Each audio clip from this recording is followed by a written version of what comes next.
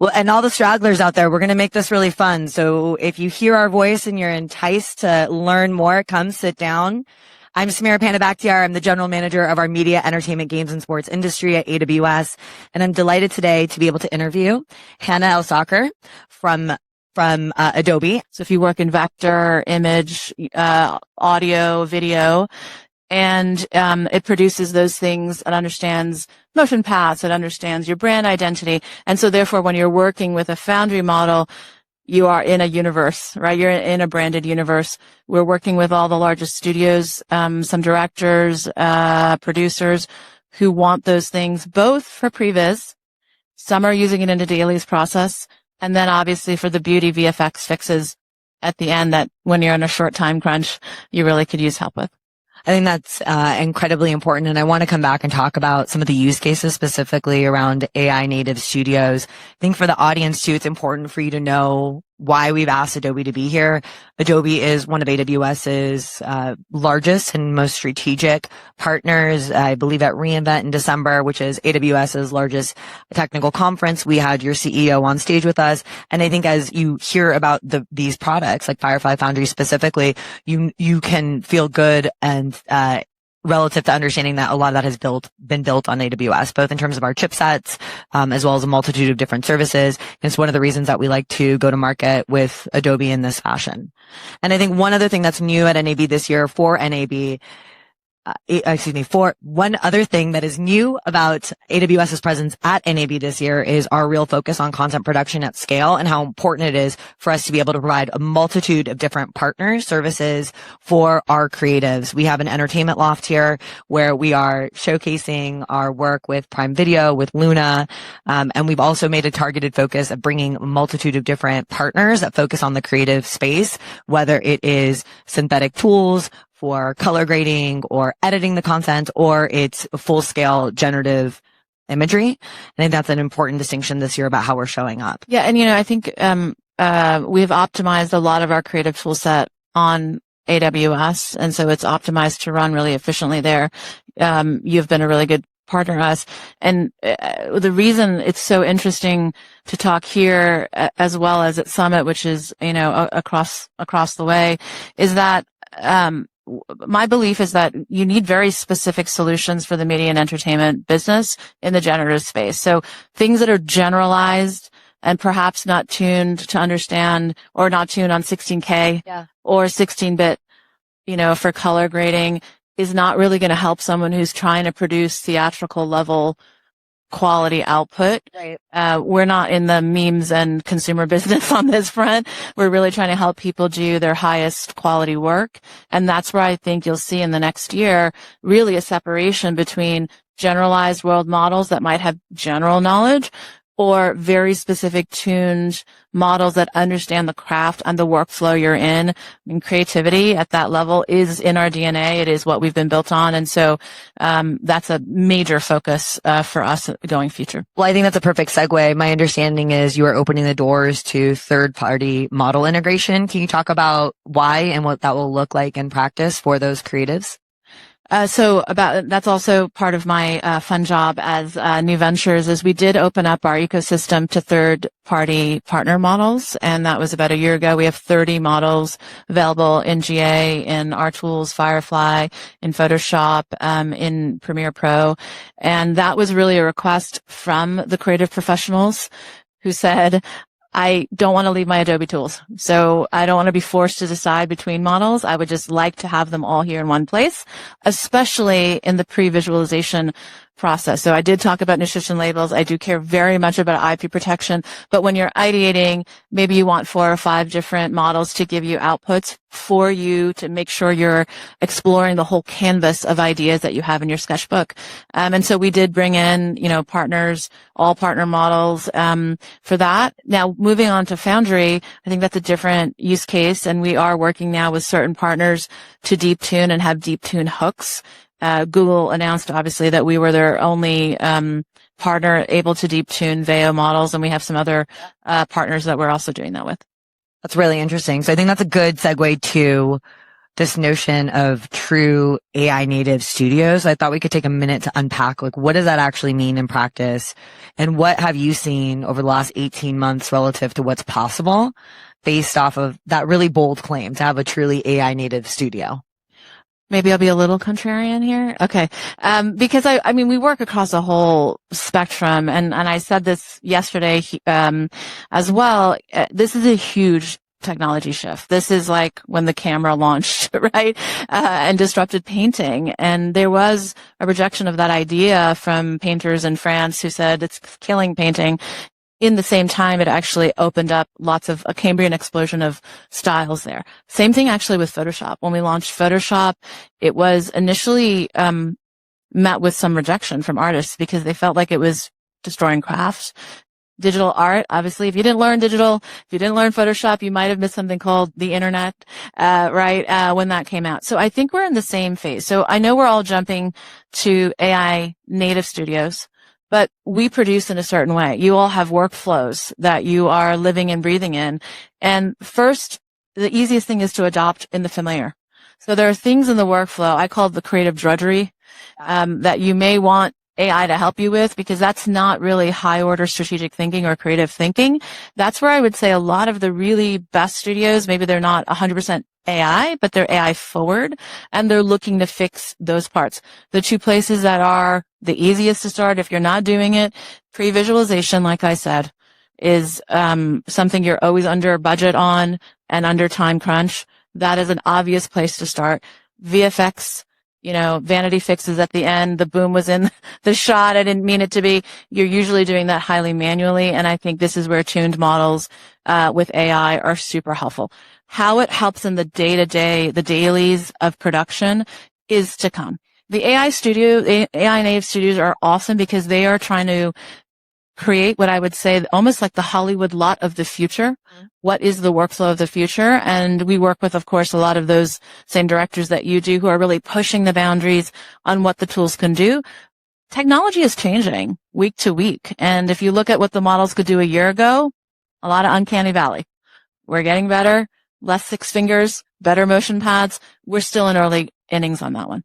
Yeah, I think what I really love about what you just described was the genius of and. You're not forcing your creatives to have to choose. At Amazon, we like to say that there's genius in the word and tyranny in the word or, because sometimes you're forced to make deliberate trade-offs in the creative process to be creative, or to be able to have speed to market, as an example, or to be able to experiment, iterate fastly, or have security and the right level of guardrails in place. So I think by being able to open up the service, integrate third-party models, allows for those creatives to really have optionality to leverage the right tool at the right time. And to your point, be able to still engage with an experience that they love, right? To your point, they don't want to leave Photoshop, or they don't want to leave Firefly. I mean, a premise I don't think anyone's going to argue with me is like creativity is innately human, in the sense that the way, if we deep dive into, how the PhDs are tuning the models, they're going to give you what they've learned.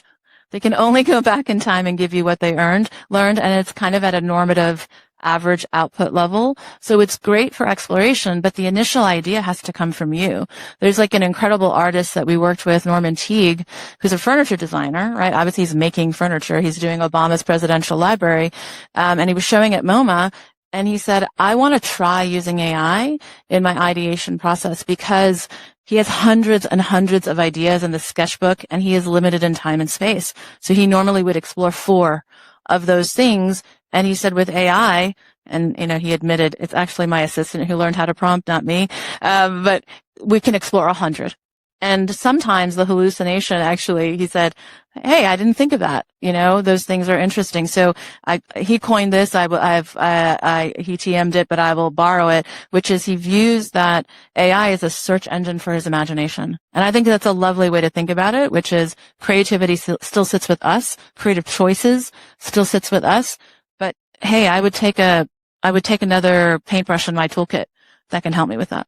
Yeah, absolutely. I think it's appropriate for me to also share a story. We're going to be diving deep with filmmaker John Irwin this afternoon. He's going to be here with Amit Jain, the CEO of Luma AI. So the two companies came together. They started a new production company called Innovative Dreams. AWS is the infrastructure provider behind that, helping to make their filmmaking pursuits a reality. And as a result, they've been able to pioneer a new form of filmmaking, called real-time hybrid filmmaking. And essentially, Hannah, it plays off of what you just described beforehand. They're leveraging two different modalities of filmmaking, live capture, and they're combining that with virtual production. And they're able to run the filmmaking processes in parallel versus a traditional linear process.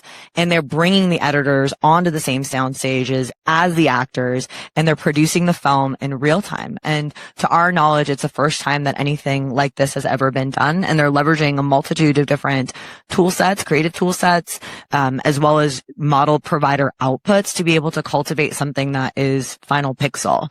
And I was able to watch a clip that they had produced with Sir Ben Kingsley, the Academy Award winning actor. And he was describing the experience. And to me, the experience that he described was quite shocking, because you would have expected an actor to come in and throw a lot of shade on the use of AI in the filmmaking process. But it was exactly in contrast to that. Ben Kingsley was articulating how the experience was so robust for him and how acting behind a green screen is so limiting, and being able to now be in this very immersive and interactive space where they could make edits on the fly, and then the visuals, they could prompt for a visual and then the visuals show up and then they could proceed with the next scene. Was something that accelerated the creative pursuits. And so they were able to create the content faster. They were able to do it cheaper, but I think most importantly, they were able to do it in a way that was incredibly collaborative, and they were able to also bring jobs, I think 100 different union labor jobs back on set as a result of it. So I think it was a great example of how AI is being used to really amplify creativity. And then this notion of having a multitude of different tools that could be provided to be able to enhance the experience, like so important. Change is hard. I mean, as humans, I don't think we like change, and it does take innovators to go and try. And what you described as a new process, we'll go through lots of iterations. Like, we're working with various directors, various talent and producers. And I mean, it's a learning agenda. And so I think if you come at this space, it is like the early 2000s, right? Where you're hungry to learn and you're willing to experiment. You're going to go very, very far. We haven't seen the last of it yet. So I want to talk about the future in a second, because you segued to that, but we talked about some examples in filmmaking. We named some directors that are leveraging this in real time. I think we're hopefully now exemplifying to the audience that this is real. We're way past POC. We're way past experimentation. Filmmakers are really leaning in and leveraging these tools in order to be able to create really engaging, dynamic experiences that audiences can connect with. I want to now bring it back to the tech, since we're at NAB. Let's talk about the tech. So we like to talk about like a unified full stack. We like to talk about it within our company. You like to talk about it within yours. I thought we could unpack that a bit for the audience. So I think with AI, one thing we have not talked a lot about is governance, and observability. And I think choosing the right partners. So there's going to be a lot of people who are vibe coding in their garage, a replacement for enterprise solution X or Y. I think, if you haven't thought through all the security, all the IP, all the governance and the scalability, I would just, again, think twice about that. Choosing partners who are at scale. Amazon, Adobe. This is where, as you think of constructing your stack, you start to get into a very strong architecture. And as things are moving, you're innovating all the time. We're innovating all the time. You benefit. It's a hedge on moving forward as we go. We live in the tool space, right? And so lots of people are experimenting across modalities now. Maybe you were just a static image digital worker, or you were a vector expert, or you were a film.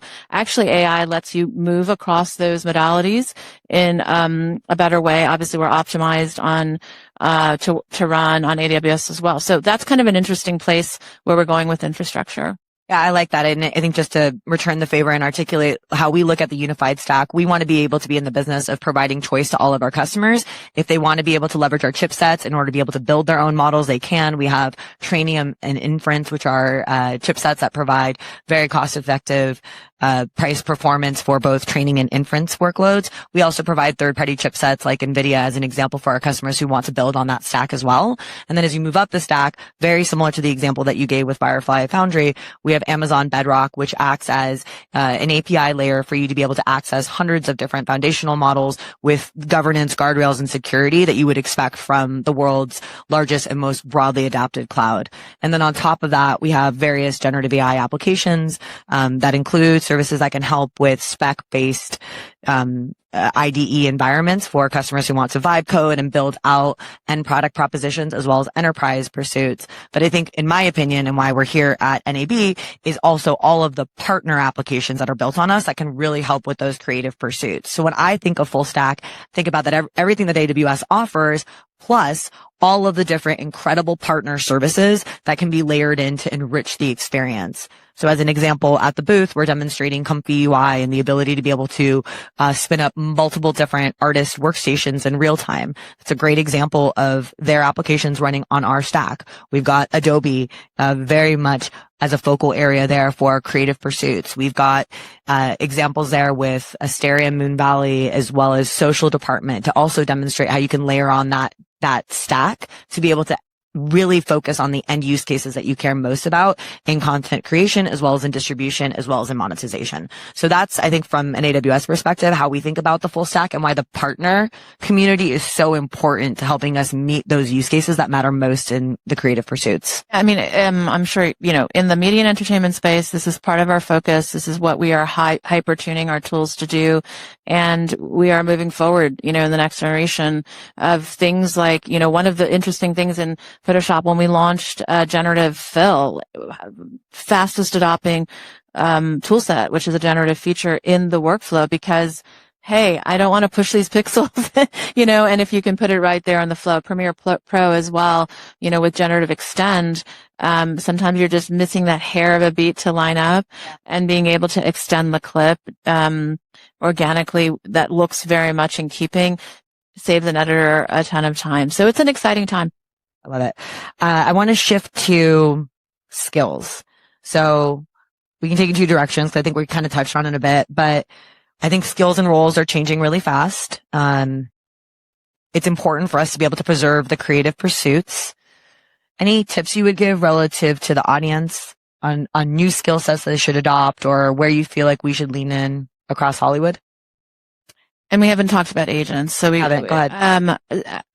I think that, I said it already, like curiosity is got to be the number one thing you're interested in the space, right? So I would say, learn something new every day. Like try something, even if you're not a filmmaker, go and try some places so that you can educate yourself. And honestly, that's what our team and ourselves, like we are just trying to drink, our CEO calls it drinking your own champagne.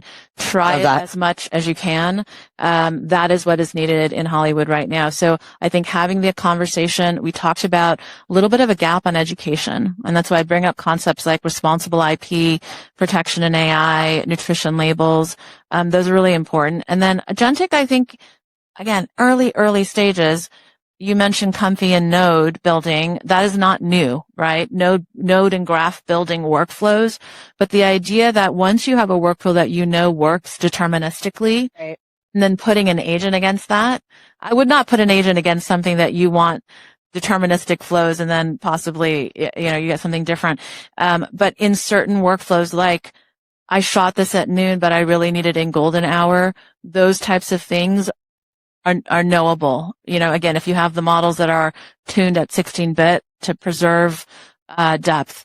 So curiosity number one, try the tools, create a safe space for those things, but then be use case driven and try to scale. I don't know if you CFOs who are telling you your budgets, but our CFO is like, you're on a flat budget.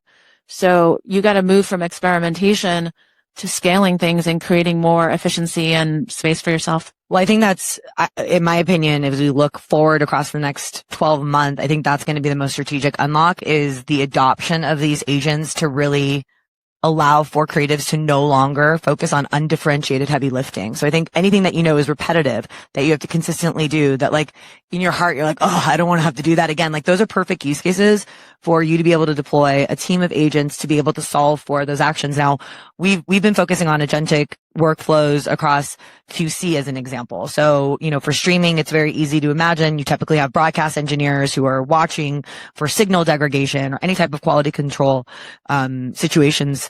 And when they arise, you have to remediate. That's a perfect use case for agents. You can run an agent that's tuned to understand the metrics and logs of your CDN for your encoding and transcoding services. And then the moment that they see degradation, they can provide all of that logging, provide correlation, and give you recommendations on remediation. In my opinion, those are some of the really, really strategic ways that agents can be used to be able to get you away from the things that are undifferentiated, right? And really free you up to focus your time on new pursuits. That sounded nicer than my word, which was the drudgery. The drudgery? Yeah, well, and if you talk to anyone who started as an intern somewhere, compilations are really big, right?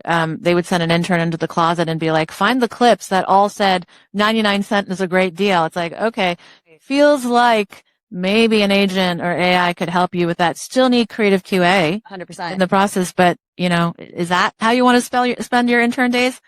Maybe not. No, not at all. But I also think that's like a great and very practical demonstration of just going back to like video understanding and vector embedding and the ability to be able to pinpoint specific scenes across an entire library of content. How can you then monetize against that by being able to find the right things at the right time, automate ad break detection, figure out the contextually relevant ad to be able to place? All of that can be agentified, right? And it really then again frees you up then to focus on the creatives or on deal making or on a million other things that will probably provide higher yield than those level of activities. We haven't gotten into new formats. I mean, we're here at the spherical. There's new formats. It's a new way of digesting. Audiences are consuming in shorter and shorter clips, micro dramas.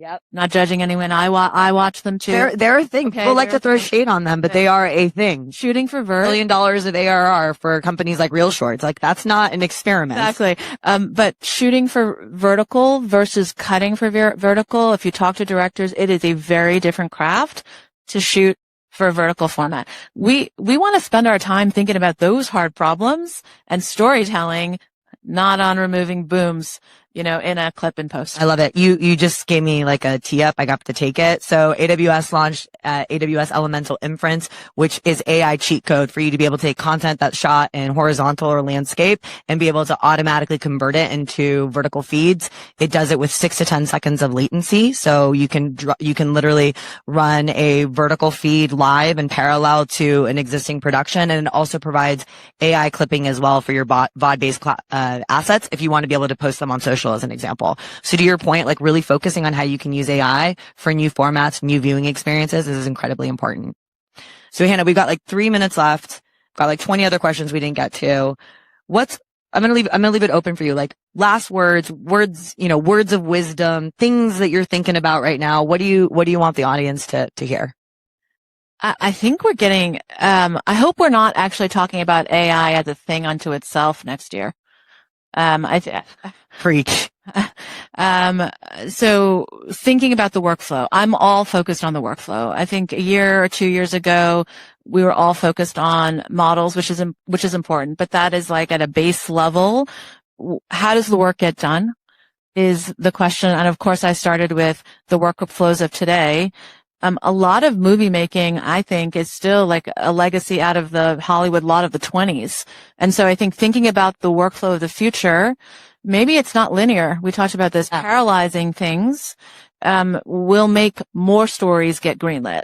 There's some really great thinking around if you can lower the economic risk. We're not seeing a lot of original content come out anymore, right? We're seeing sequels. If you can lower the economic risk, people can greenlight themselves into new storytelling, which I think is an exciting place. So it's not really a tip. It's more of like what I think is exciting for the future. If we want to get on board, again, be a learner, be curious. It doesn't matter how senior you are in your organization. Be the one who asks the dumb question, about, how a tool works or how I can work in it. And that's all I can encourage. I love that. I think that notion of parallel production is so important. And if you unpack that for a second, I think when we talk about linear production, it's really capturing and then editing and then formatting and then distributing, and it's sequential and it's hard and it takes a lot of time. But to like start to unpack that into like atomized portions and run all those things in parallel, it's such a unlock to your point, more creative content, more creative voices being able to come to market. And with the cost continuously coming down for some of these features and product sets, I feel like it's going to open up the doors to a whole new wave of storytellers to really engage and share their craft with the world, whether it's creating it or distributing it. It really, I think, puts more power in the hands of creatives. So, Hannah, I think we like went everywhere. Thank you so much for being here with us. I really appreciate the partnership that AWS has with Adobe. You're fantastic. Congratulations on an amazing Adobe Summit this week. And I can't wait to see what we build together going forward. Have a great rest of your show. Thanks for having me.